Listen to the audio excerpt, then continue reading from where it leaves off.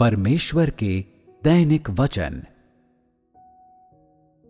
आज तुम लोगों ने जो समझा है वो पूरे इतिहास में ऐसे किसी भी व्यक्ति से ऊंचा है जिसे पूर्ण नहीं बनाया गया था।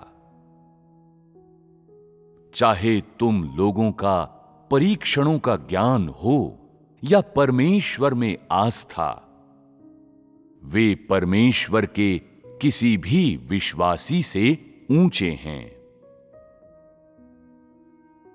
जिन चीजों को तुम लोग समझते हो ये वे हैं जिन्हें तुम लोग परिवेशों के परीक्षणों से गुजरने से पहले जान गए हो। लेकिन तुम्हारा वास्तविक आध्यात्मिक कद उनके बिल्कुल भी अनुरूप नहीं है। तुम लोग जो जानते हो वो उससे अधिक है जिसे तुम लोग अभ्यास में लाते हो। यद्यपि तुम लोग कहते हो कि जो लोग परमेश्वर पर विश्वास करते हैं उन्हें परमेश्वर से प्रेम करना चाहिए और आशीषों के लिए नहीं बल्कि केवल परमेश्वर की इच्छा पूरी करने के लिए प्रयत्न करना चाहिए। किंतु जो तुम्हारे जीवन में अभिव्यक्त होता है वो इससे एकदम अलग है और बहुत दूषित हो गया है। अधिकतर लोग शांति और अन्य लाभों के लिए परमेश्वर पर विश्वास करते हैं। जब तक तुम्हारे लिए लाभप्रद न हो तब तक तुम परमेश्वर पर विश्वास नहीं करते।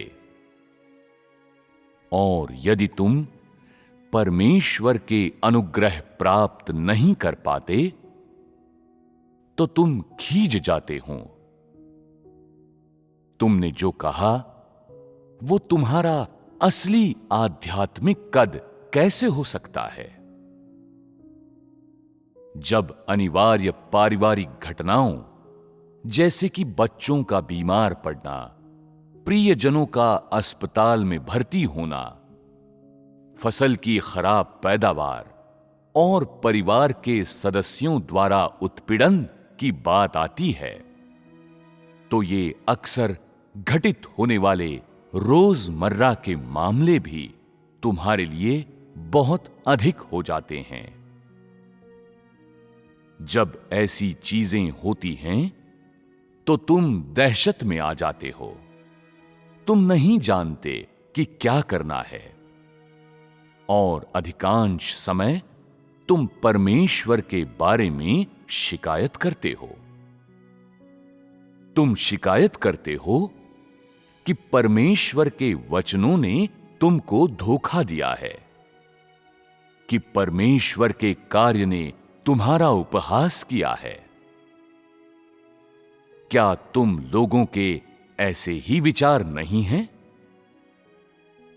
क्या तुम्हें लगता है कि ऐसी चीजें कभी कभार ही तुम लोगों के बीच में होती हैं?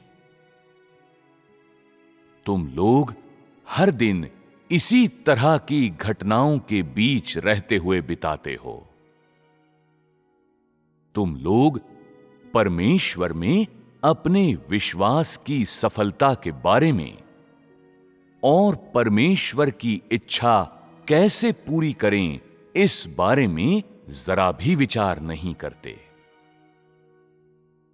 तुम लोगों का असली आध्यात्मिक कद बहुत छोटा है, यहां तक कि नन्हे चूजे से भी छोटा। जब तुम्हारे पारिवारिक व्यवसाय में नुकसान होता है तो तुम परमेश्वर के बारे में शिकायत करते हो। जब तुम लोग स्वयं को परमेश्वर की सुरक्षा से रहित किसी परिवेश में पाते हो तब भी तुम परमेश्वर के बारे में शिकायत करते हो। यहां तक कि तुम तब भी शिकायत करते हो जब तुम्हारे चूजे मर जाते हैं या तुम्हारी बूढ़ी गाय बाड़े में बीमार पड़ जाती है। तुम तब शिकायत करते हो जब तुम्हारे बेटे का शादी करने का समय आता है, लेकिन तुम्हारे परिवार के पास पर्याप्त धन नहीं होता। तुम मेजबानी का कर्तव्य निभाना चाहते हो, लेकिन तुम्हारे पास पैसे नहीं होते, तब भी तुम शिकायत करते हो।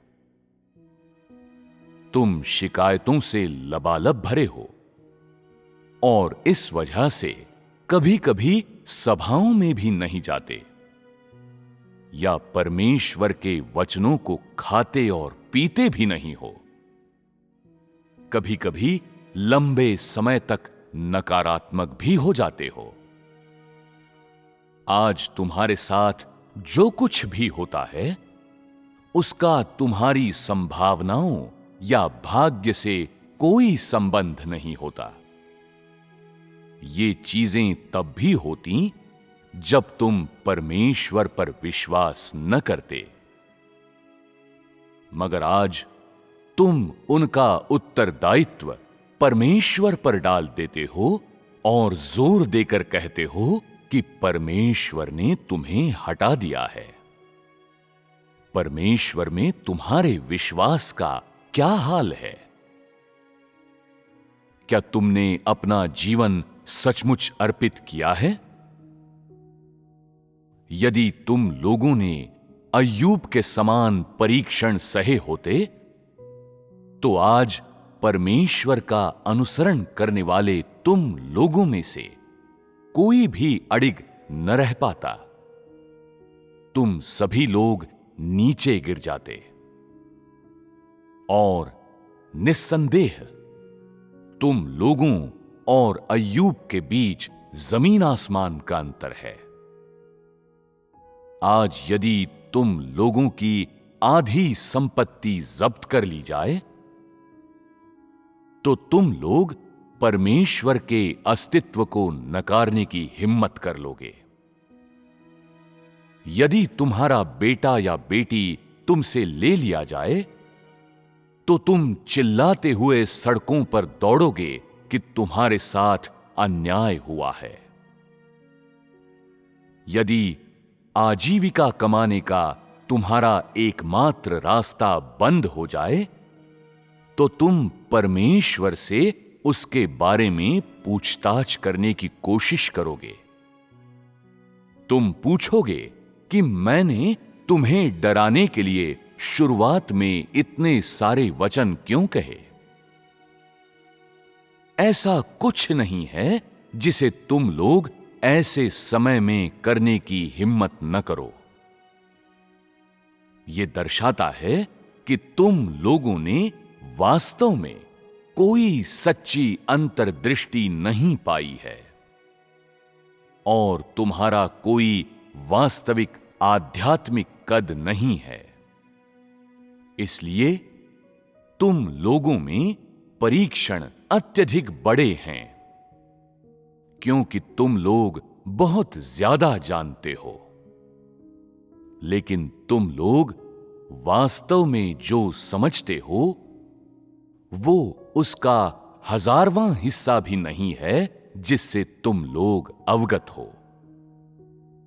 मात्र समझ और ज्ञान पर मत रुको। तुम लोगों ने अच्छी तरह से देखा है कि तुम लोग वास्तव में कितना अभ्यास में ला सकते हो। पवित्र आत्मा की प्रबुद्धता और रोशनी में से कितनी तुम्हारे कठोर परिश्रम के पसीने से अर्जित की गई है, और तुम लोगों ने अपने कितने अभ्यासों में अपने स्वयं के संकल्प को साकार किया है। तुम्हें अपने आध्यात्मिक कद और अभ्यास को गंभीरता से लेना चाहिए। परमेश्वर में अपने विश्वास में तुम्हें किसी के लिए भी मात्र ढोंग करने का प्रयास नहीं करना चाहिए। अंततः तुम सत्य और जीवन प्राप्त कर सकते हो या नहीं, ये तुम्हारी स्वयं की खोज पर निर्भर करता है।